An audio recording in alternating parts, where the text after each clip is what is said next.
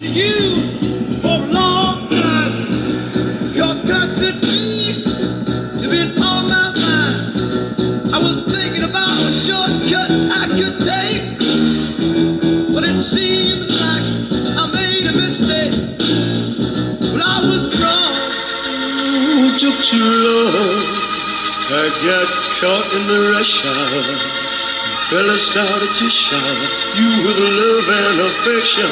Now you wanna look in my direction on the expressway. I got with me today my partners. Some say the Three Musketeers. I don't know. Two Musketeers. But now a new Flushing guy. You're all in trouble now. Matty, Mad Dog is in the house. OG Mike representing the Southwest, my brother. And my man I've been trying to get for a while. But my man is busy. And you talk about redemption. This is it. But when you can redeem yourself the right way and not having a tail on the end of your ass, no better way. Ferrante, Flushing's very own. Louis, it is a pleasure. How are you, my friend? Oh, very good. Thank you, Craig. I appreciate that introduction. Thank you. Absolutely. Nice to Nobody be here deserves it. and with Mike. Yeah. All over. I just saw your recent stuff, I believe, because I like the kid. I like his stuff. Julian Dory, I believe his name is. Julian's a sweetheart. In Rogan, I hope he overtakes him. He's got he's got a big channel. I love what he does, and I just happen to see you on there. So what I like to keep it in Flushing for a little bit. Can you tell me, Louis, like, were you born and raised in Flushing? Like, to what age were you in Flushing, and where, if you don't mind? I'll tell you where I'm from, so I'm open book.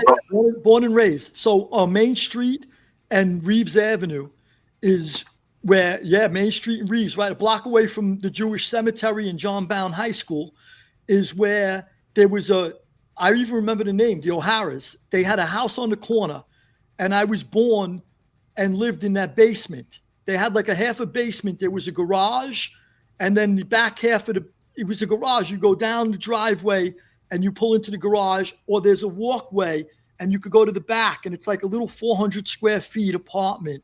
And that's where my parents lived with me and my sister when I was born. So I lived there in the basement. And about a year or two later, my parents bought a house up the block on Reeves Avenue, more towards Casino Boulevard. And that's where I grew up my whole life. I was there until the FBI, or Secret Service, I should say first, took me out of the house in cuffs with machine guns all over the place, bulletproof vests and everything else you could think of. And the only reason I stayed in that house, because in that house, my mother died in my arms. So when my father, he wasn't picking up the pieces, and I didn't have the heart to leave him. So I stayed with him, and, I could have lived anywhere at that time. I was doing really well, and I couldn't leave my father. It goes to show you the old family values that you had. I said, how am I going to leave my father? Meanwhile, I'm tiptoeing and I'm bringing girls home. I'm tiptoeing around the house like I'm 16 and I'm in my 20s, until the day I went away. And then that's where they picked me up. And I got to tell you too, when I was crazy enough when I was a kid, in the beginning, before I realized you can't use your house for this, I used to bring hijack loads through the side and through the back door. Before we had a body shop and we had places to bring the truck. And I'd be bringing shit in my back door because my father used to play cards at night. So I had all night to myself in the house after my mother died, obviously. Yeah. So I'd bring the loads through the back door and then have them in my basement. And then one day I said to myself, I said, son of a bitch, I get picked up. God forbid I lose my father's house. Yeah. That's all he's got. And then, so I started, obviously, and then you're evolving and you're getting places and you're dealing with different people. And then I was bringing the loads different places. But in the beginning, yeah.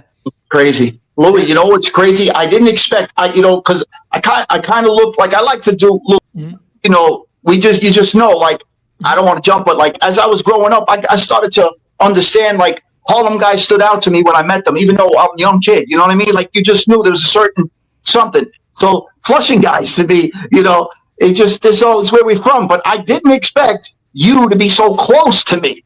Like on maybe the Jamaica border. You know what I'm saying? But I'm from a Gleason funeral home. We grew up in the buildings right across the street. Of course, I went there 1,000 times for 1,000. Yeah, unfortunately, yeah.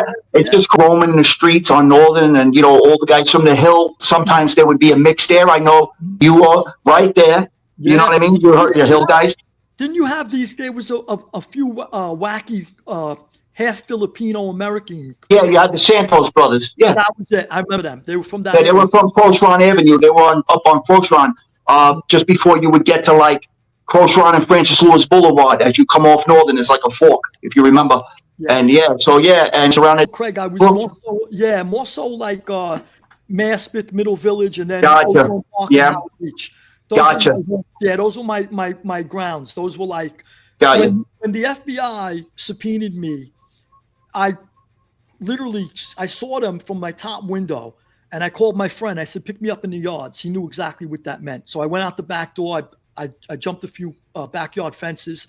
He picked me up and we left. I says, go down to, we had a place where we hung out in Maspeth. There was a Colombo club next door, but this was a friend of mine's store. It was across the street from St. John's Cemetery. Mm-hmm. And I go down there, and I'm going to tell you how they knew every haunt where I went. By the time I got there, the FBI agents were there. I literally like minutes after, I should say, I walked in the store, I went in the back, and I go, I got agents up my ass. I said, they were in front of my house. And one of the kids who's working the front comes in the back. He goes, there's 2 agents up front for you. I said, you got to be kidding me. I says, they knew I'd come here because nobody followed us. So they knew all my haunts. So throughout the day, they stopped everywhere where I would hang out. So they went to Middle Village, Maspeth, Woodhaven, Ozone Park, Howard Beach. The agents were everywhere. And I says, all right, I got to take the subpoena. That was my first subpoena. And then, obviously then starts the whole thing with the investigations and stuff eventually. You know what, Lou? We're going to, so many people, let me just say this. Anybody, Louis Ferrante, go to Amazon, get his books. I've listened to, like I said, Borgata, the Empire one. Rise to Power, I think it was, Louis? Yeah, Rise of Empire. Yeah, Rise of Empire. Incredible. It was not what I expected, meaning I thought I was going to hear the not typical, but, the life story, which is what I like to hear, but you bled in so much knowledge with it. The stuff I didn't know. I'm not a historian of that, but, involved. Oh, no, it's the fact. Thank you, bro. Go check out Louis' book, please, everybody. Louis, about how old? Yeah, very young. So I had a friend of mine who lived in that area I'm telling you about. And so we started with the cars. We started stealing cars and doing a joyride, and he taught me how to steal a car. And, we had a ball. So it started out as just joyriding, having fun in a stolen car, dumping it, and walking home. That was it. And then at some point, we had all the collision shops in Whitestone. Yeah. And he said, look, I know somebody, I got an uncle, and I got a friend. And next thing you know, I don't think it's around anymore. So I think I could say it. The guy went away. If he's around, he'd be in his 80s now, maybe 90s, because he was older then. And I ended up seeing him when he was away briefly on a pot charge. He got he ended up moving pot, but he had a body shop, and it was Countywide Automotive. I don't remember if you remember Countywide. They have tow trucks too? They had the Chases before they did away with the Chases. Had the most beautiful Chases, and you remember those days too. Absolutely, 1,000,000%. Yeah. So we used to bring him parts, and then we went to another guy and another guy and another guy. Then we were dealing with all the places down by Shea Stadium, now Citi Field, right? Yeah. So we were bringing parts down there, and we did great. And he eventually opened up a big giant place down by under the Kosciuszko Bridge. Yeah, like down by the Maspeth border. Great area. I love that area, by the way. One guy, but just friends, good people. Yeah, and I ended up bringing trucks down there too for you. Yeah, so you got to have a lot of outlets, right, Lou?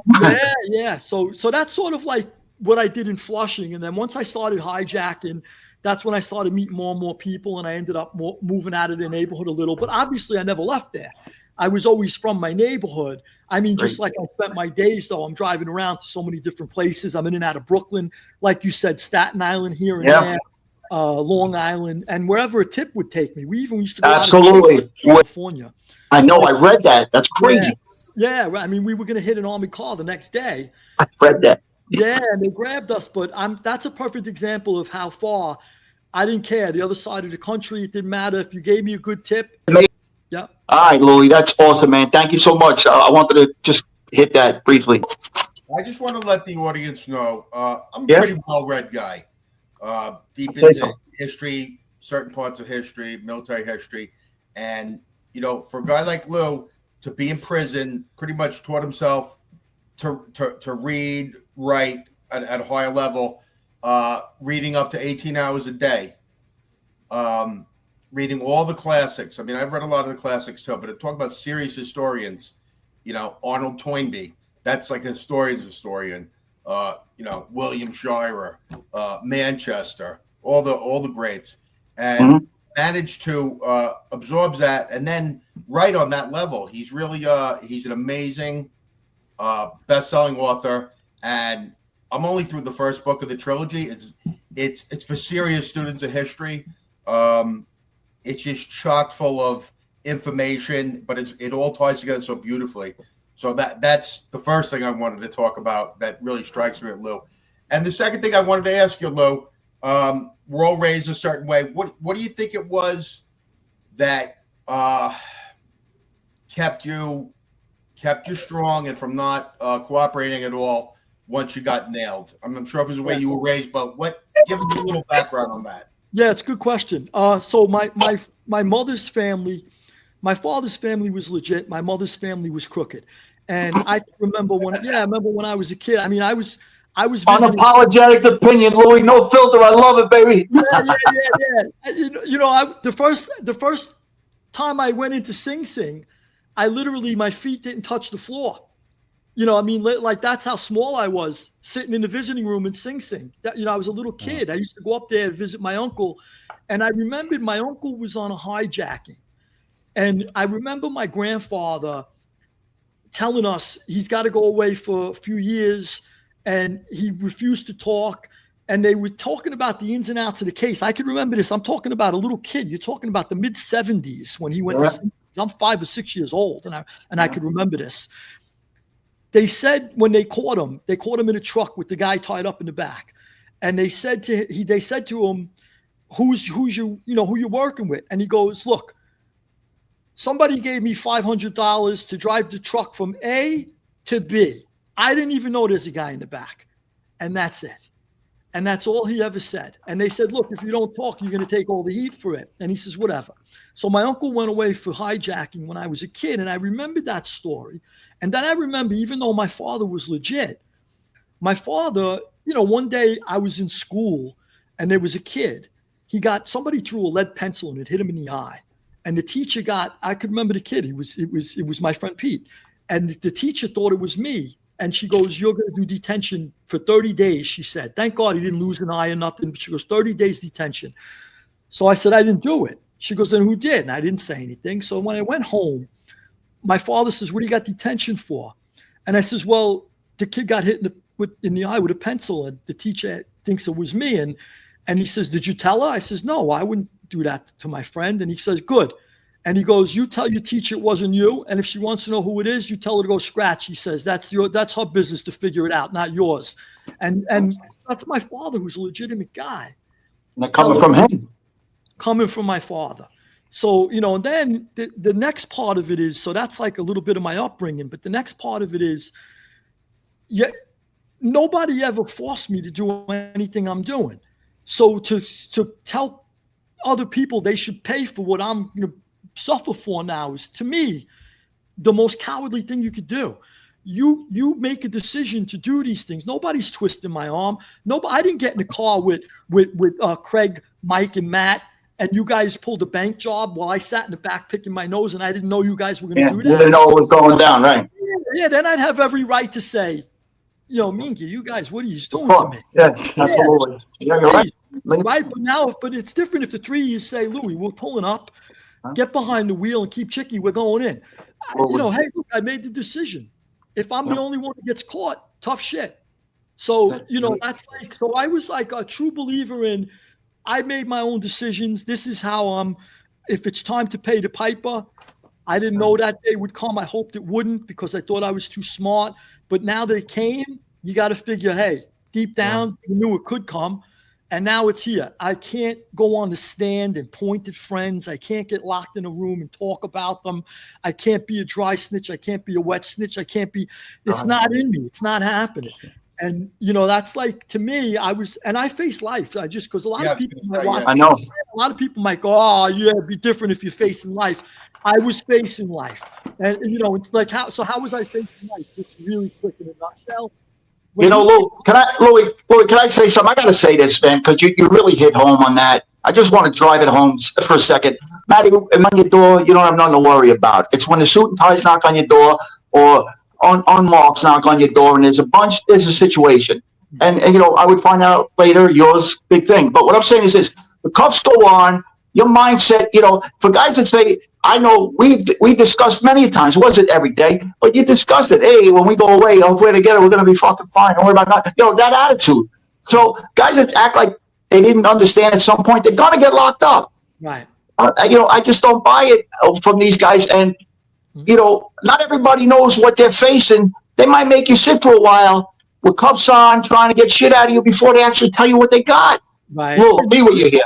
I got to tell you, threw in golden nuggets and I'm so glad you threw them in because people need to know, and you're right. And it's so true. They play so many head games with you because they're experts at it. And you got to be resistant to all those head games. Or they made me believe every one of my co-defendants before we got locked up and we were sitting together, they made me believe every one of them was a snitch.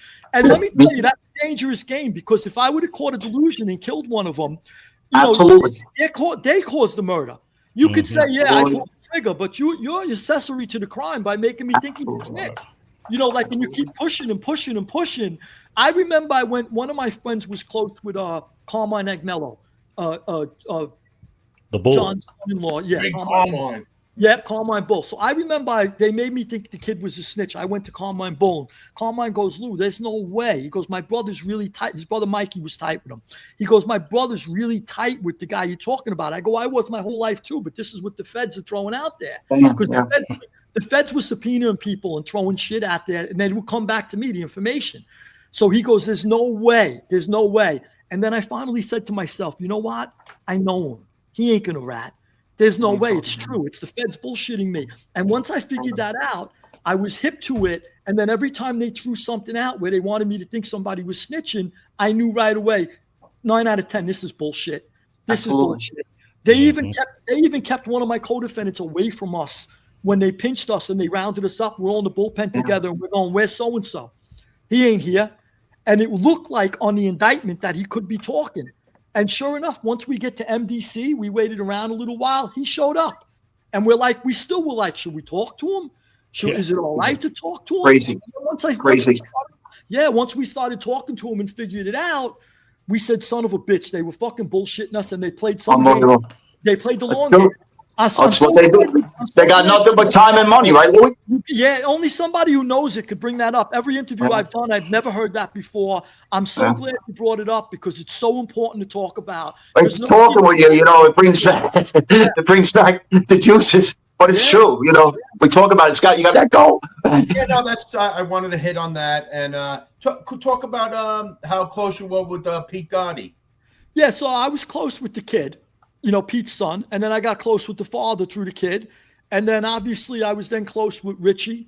Richie, John's brother, was a great guy. I used to see him all the time. But Richie had a son, Richie. And I got close with Richie. So we used to stop by Richie's club all the time. I got to tell you, I have nothing but good things to say about them. Richie was a gem. Richie Gotti, the kid. Richie Gotti, the father, I like too. But the kid, was, I call him a kid now. He's a few years older than me. He's got 60 now. But I got to tell you, he was a gem. A stand-up guy, obviously now he's proved it all his life. But in other words, even on the street, if you needed something, he was there for you. If you asked him for something, he was a great guy. So, that's another thing when they look to flip you. They know that you could give up the Gottis. And, people will go, okay, yeah, it's okay. So maybe I didn't know all the murders that John ordered or whatever. But if you could give us Richie, if you could give us Pete. Anything. Exactly. They'll take it. Yeah. And the other thing, too, is people will be, well, what did you know? They don't give a shit what you know. No. They don't care. They'll spoon feed you. They'll give you what you know. Yeah, let alone what you do know. Let alone what you really know. And all you got to do is say, I put money in their hands, and you got a case. I put money in their hands. I hijacked the truck. I took down an army car, put the money in their hands. That's all they need to know. Yeah, absolutely. Yeah. Millions fucking. I mean, Louis, it's crazy because we discussed this many times. Talking to you, it just fucking brings. Or even better, a guy that's a made guy, and they know about it. They'll fucking wait, and they will bury that office. As soon as you put that OC tag with an association, they're coming. Right. They're coming. Right. Anything that sells papers and shuts shit down, but you'll take that same guy that ain't with nobody with a $10 million a month. I'm just using it. $10 million a month he's bringing in. Yeah. They won't bother him. They'll let him go. You take $1 million office that's got OC attached to it, Louis. Yeah, that's 100% right, Craig. 100% right. So so I got close through. I was also close with Joe Butch. Had a stepson. I was close with. Gotcha. Yeah, I used to Joe Butch a lot. Jackie Knows had a stepson. I was close with him. Yeah. I got really close with Ronnie G. Ronnie G is one of my dearest friends. I loved Ronnie. Ronnie's away now. So like these were all my friends. I can't imagine when it's time to go to jail to go, oh, I'll point at all of them, and they will. So they gave the snitch against me the program. The guy who was ratting against me got the program. So they were willing to give the program to the guy who ratted on us. He got the witness protection program. Mm-hmm. So they would have obviously given it to me too. How are you going to do that? You got to look at yourself for the rest of your life. You got to look at yourself. So, look, when you call this out for what it is, you're going to get a lot of people who push back because there's a lot of rats all over the place that don't like it. And there's people who worship the rats nowadays. Yeah. They think the rats are men of honor. And I see people going, oh, what a man of honor this guy is. Man of honor. He snitched on every self-preservation is an honor. Yeah. That's I think just because they were mob associates, they're automatically, cool when they get a stamp of approval. But hey, and listen, I watch all the shows. I love listening to it. I'll listen to anything, but there's a distinction, and it's always clear to me. I'm like, this guy's a rat. Sorry. Yeah, exactly. Tell us about how you got close with Rita. Oh, Rita, I love. Rita, I still talk to. I mean, how did you become friendly with her? Like, how did that? I met Rita when I was a kid, a teenager. And we ended up becoming, we became close friends. And I would stay in a house. This is the Chin's daughter. Yeah. Yeah. So my late teens, because I know who the Chin is now. It's like already I'm knocking around with people. I know who Chin is, so obviously. So now I'm like, what are the odds I end up in Chin's house? So now I'm seeing the Gottis all week. I'm in and out of Pete's house, Pete Gotti, all week. And then the weekends, I'd go sleep at Rita's house the whole weekend. I'm in Chin's house. So I think I wrote in my memoir, the feds are watching me. They must have thought I was like the missing link or something. Meanwhile, I'm not like passing messages between John and Chin or nothing. I don't know what's going on up there. That's like the highest levels of organized crime. Very high. Yeah. Yeah, I just happen to be in one's house and the other one's house. I don't know. It's not like they're giving me here. Do me a favor. Here's some microfilm. Bring this to Rita. Give it to her father. But the feds, when they're watching me go from this house to that house, they must be going, wow. And then he's robbing shit all week. What the F is this guy up to? Who is this guy?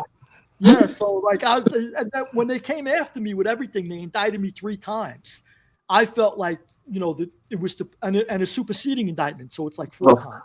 Yeah, so when I got like 4 things hanging over my head, I felt like part of that was if we got him, the phone records going back between Rita's house and Gotti's house and Ronnie's house and Joe Butch. I'm in front of Cafe Biondo. I'll go visit Joe. I'll go sit in front of Taramino with him.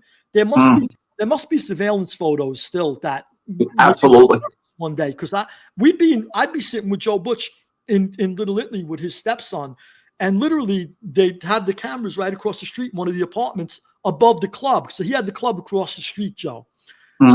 So Cafe Biondo and Taramina were on one side of the block. Across the street was Joe's club, and above the club they had one of the windows up there where they were watching him, and so I know I was being filmed with him. Absolutely. So then they must have been saying, Mink, who is this guy? Absolutely. Yeah. So that might have been part of the pressure, and figuring too, if he goes bad, who knows what door will open?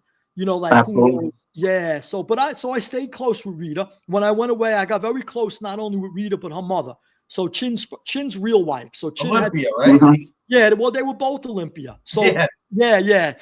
By the way, I'll get Rita to come on your show if you want. I'll tell Rita if you want to talk. Great. Yeah. Rita's great. Thank you, Lou. Thank you, Lou. Rita's a sweetheart. I'll talk to her when we hang up. I'll get on.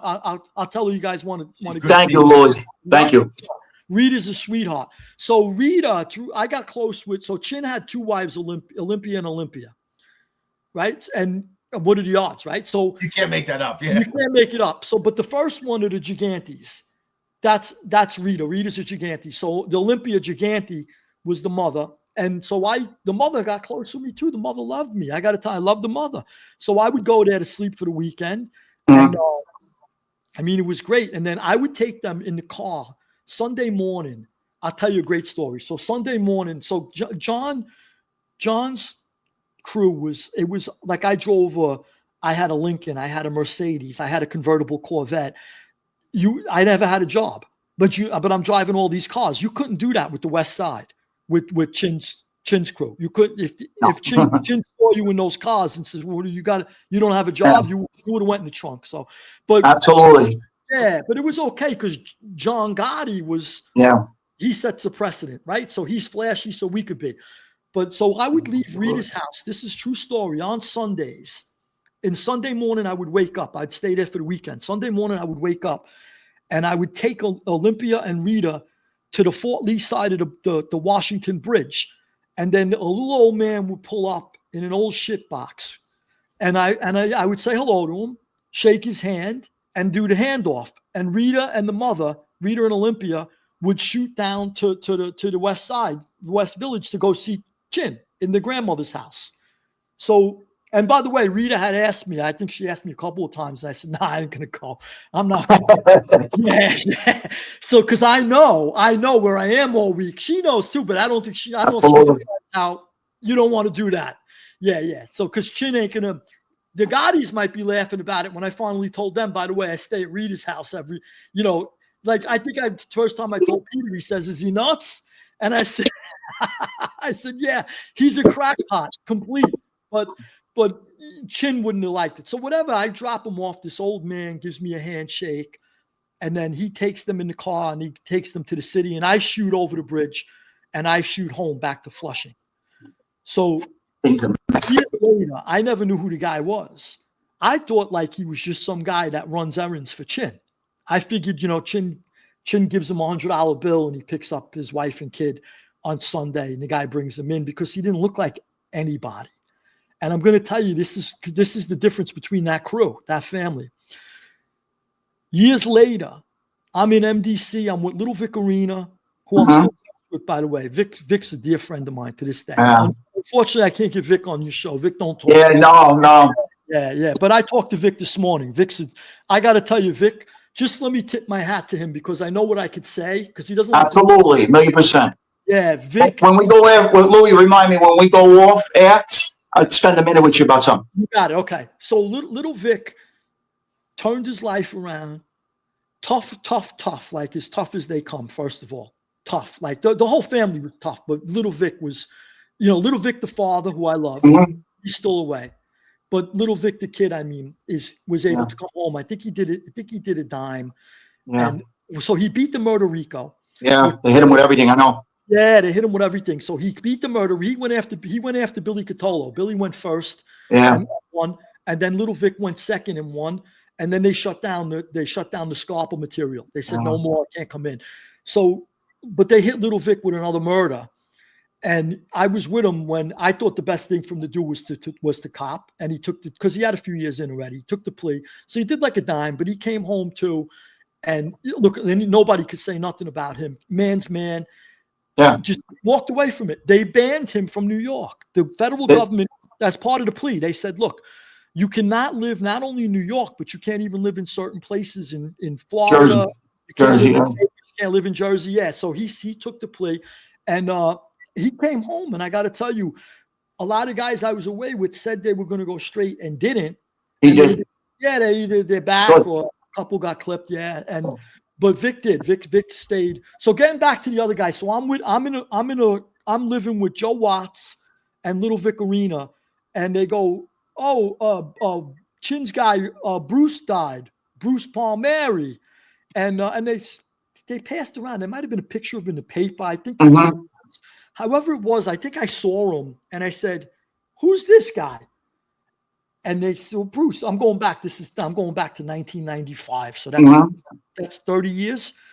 So, no, when he died. So I went away and I got picked up in 94. You got to look up when he died. Maybe 95. Yeah. Bruce died. Absolutely. If you look it up, you'll see when he died. So whenever he died, I says, Mingy, that's Bruce Palmieri. He's a skipper. He's one of Chin's captains. I go, no way. I thought he was an old man looking for a bowl of soup. You never know who they were. You couldn't tell. Yeah. Yes, and he's driving an old ship box. You can never tell. And he must have been tough as nails in his own, this guy. Yeah, absolutely. Yeah, so it was Vito Bruce Palmieri was his name. And I only saw him with that. I didn't know him on the street. I mean, sit-downs with him. I didn't know him from a can of paint, other than dropping off Rita and Olympia and saying hello to him, a handshake, which was a wet fish. It wasn't even his handshake even. I mean, I'm not knocking the guy. I'm just saying. No, I know what you're saying. Yeah. To his credit. In our world, we're complimenting him. Absolutely. Yeah, he played. I know what you're saying. No, you're saying really. I love it, man. Yeah. I love it. Matty. Hey, Lou, how did you get friendly with Ronnie G? Just being around Howard Beach? Just the neighborhood. Yeah, we got really close, and I love Ronnie. Ronnie's a stand-up guy. Ronnie, I knew Ronnie would never. I knew no matter what how many cinder blocks they pile on Ronnie, he'll never say uncle. I knew that. I knew Ronnie. I know Ronnie's got character like nobody could ever imagine. And the other thing too about Ronnie, which is special about him, I want to say this, is Ronnie, you hear the expression, give you the shirt off his back. You hear that all the time. Literally. Ronnie literally never turn you down for nothing. When I came home, Ronnie helped put me on my feet, and he did something really nice for me when I came home. And I says, Ron, that's a lot. I said, it's going to be a while before I could pay you back even, I'm just getting on my feet. I go, I don't know if I could take it. And he said to me, I'm going to compliment myself now. I didn't realize I was doing that when I started the story, but it is a little bit of a pat on the back to myself. But I want to get back to Ronnie too. He said, I came to you when we were kids. We were teenagers. He says, I came to you once. And he says, I told you I need $500. You went inside, took it, gave it to me. And I said, when do I need it back? And you said, you don't. And he says, I remembered that. But now let me credit Ronnie. Who remembers that? Nobody. And who remembers it years and years later? And who's willing to give you a mountain for that little speck of sand you gave him? Absolutely. That's Ronnie. That's Ronnie. He's one of a kind. I love Ronnie to this day with all my heart. I got to tell you, we talked for a while. We used to do call links together. Then he went to the hole. Then I never heard from him again. I called his wife, and I don't know what happened since. I don't know. Maybe I'm talking too much because Ronnie's old school. Maybe he doesn't like I'm talking too much. I got you. Things are going through your mind. I to this day I get like that. I don't know. You don't know. Yeah. He knows I never ratted. You're only saying good things about him. But still, there's shit that goes through your mind. Yeah, I get it. Yeah, and he's still surrounded by him. Yeah, absolutely. Walking around, hey, Ronnie, what are you first guy saying, Ronnie? Like maybe it's smart to just, I don't know, Yeah. So whatever the case is, I love him. I knew he'd never rat. He knew I never would rat. And, look, that's like you said, all I'm saying is good things. I love him. I hope he gets out and get way too much time than he deserved. So hopefully he gets some type of, well said. I wonder if he was the Ronnie I got friendly with, I'd say 78, 79. I moved out of Howard Beach in 80. They lived right across in the weeds, like right around the block from me. And he could have been another Ronnie. I never got his last name. We didn't hang out every day, but he had a Trail 70, Z50. He used to drive it. We used to have a lot of fun in the weeds. And that could have been Ronnie because Ronnie always had bikes. I mean, Ronnie used to do wheelies up and down Cross Bay Boulevard. Probably. Ronnie would do a wheelie the entire length of Cross Bay Boulevard. I Let's never put it this seen, way, I was the first time I've seen anything like I that. bet. Well, it was like Mini Bike Central. I didn't know any other Ronnie, so pretty. I'll Like tell you a funny story. I'm going to go way back with Ronnie. This is a great story. Ronnie's going through the car wash across the street from Tile. Remember Tile, whatever? Something Tile, Color Tile or whatever? Gem Lumber over there. Maybe by there was On the the field? hotel. There was the car wash in Ozone Park. Yes, yes. Okay. So he's going through the car wash there. They had the hotel across the street, right? Didn't Yes, they have a yes. Okay. He's going through the car wash, and this is before we're kids, right? So, it's before, like, Ronnie One Arm was a great guy too. So this is this little story with Ronnie One. So he hit the guy's car, and the guy gets out, and the guy goes, "You know who I am?" And he goes, "No, I don't give a fuck who you are." He accidentally, he goes, "I'm Ronnie One Arm." And he goes, "I don't give a fuck. I'm Ronnie Two Arms." Typical answer. Good answer. Yeah, Good answer. great. So, and it ends up, I got to tell you, I got nothing good but good things to say about Ronnie One Arm too. I could talk about this now. This is nothing. He can never be indicted for it. Nothing. Yeah. I hijacked a truck. The truck got taken right away. I lost the truck. The guy who gave me the tip, I still wanted to give him something, but I couldn't give him everything because the truck got taken. Mhm. So the guy complained to Ronnie One Arm. Ronnie One Arm sent for me. Pete Gotti, the father, Big Pete, says, "Look, Ronnie wants to see you. Go by his place." So I said, "All right." I went down there, and I'm not supposed to talk to Ronnie, but Pete said, "You could talk with my voice." He says, "It's fine. Ronnie will let you." So I went down there. I says, "Look, Ron," we took a walk around the clock. I said, "This is what happened." I says, "I still wanted to make good with the kid a little, but I says, but I'll be honest with you, it's gone. He ain't getting what he thinks he was getting because I got nothing, and we're lucky we don't get pinched." So it's the end of it, so he goes, "Thanks for coming. I appreciate it." He could have been a ball buster and says, "Look, you still got to cough up the money. You still took the truck." He could have been, but he goes, he shook my hand with his good hand, and that was the end of it. And he says, "Sorry to inconvenience you." And I got to tell you, he was a perfect gentleman. And anytime I saw him, I'd see him with Jojo Carrazzo. He always used to stay with Jojo. So anytime I saw Jojo by the club or on the avenue, Ronnie was with him. If they came to a wake, a funeral, they always walked in together. Ronnie, I'm talking about Ronnie One Arm with Jojo Carrazzo. They were always like glued to each other. Nicky Carrazzo, I never met, never knew until I went away. I met him when I came back down on my appeal. How about Blaze? Did you know Blaze?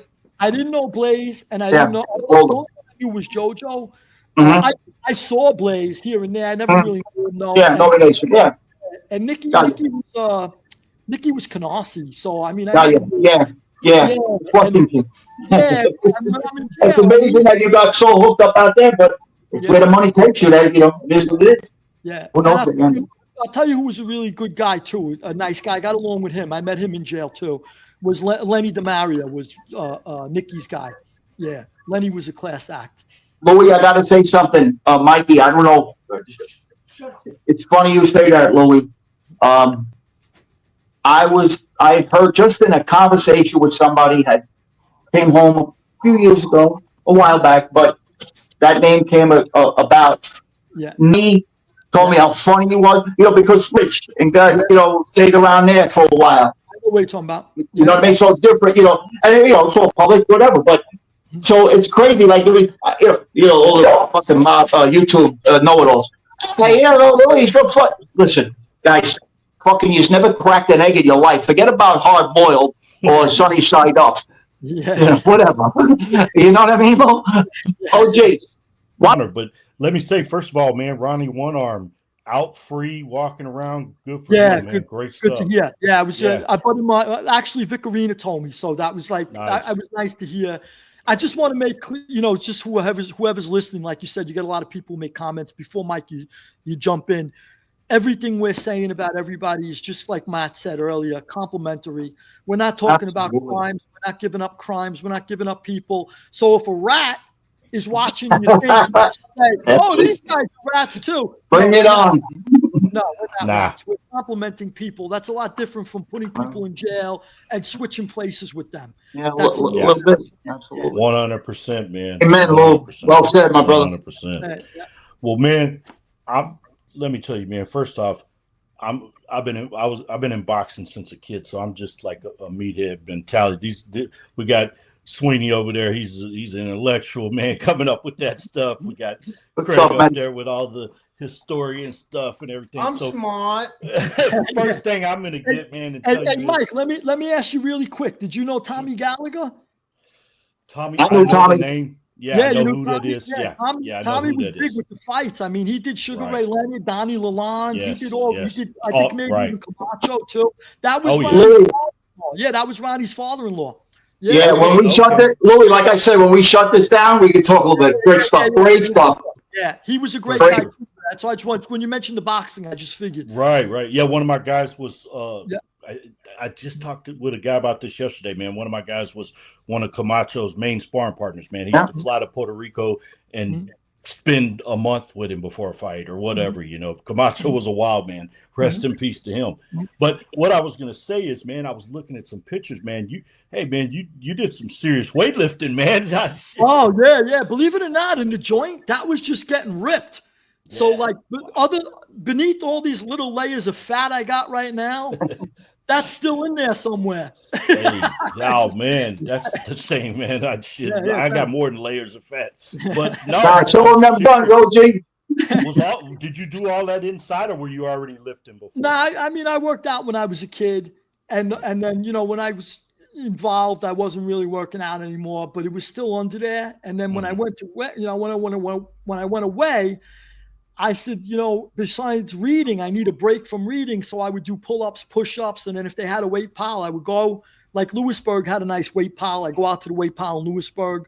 I would, but for the most part, believe it or not, 1,000 push-ups a day, 200-300 pull-ups. Yeah. And I would just watch what I ate, because you can't get good food. And you ain't eating an antipasto in jail anyway. Right. You're not eating broccoli rob and brajiols. You're not, pasta. Yeah, there's not pounds of pasta. So it's like, okay, if I'm eating like shit anyway, I may as well watch what I eat and get shredded.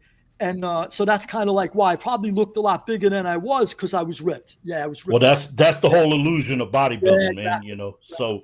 Definitely, man. Yeah, I could when you could see the bicep vein, the guy's leaning out, man. I could see it on the picture. Let me tell you the other thing, man, that kind of stuck out to me, man, was the Justice Not Found, man. Oh song. Man, wow, you're bringing up memories.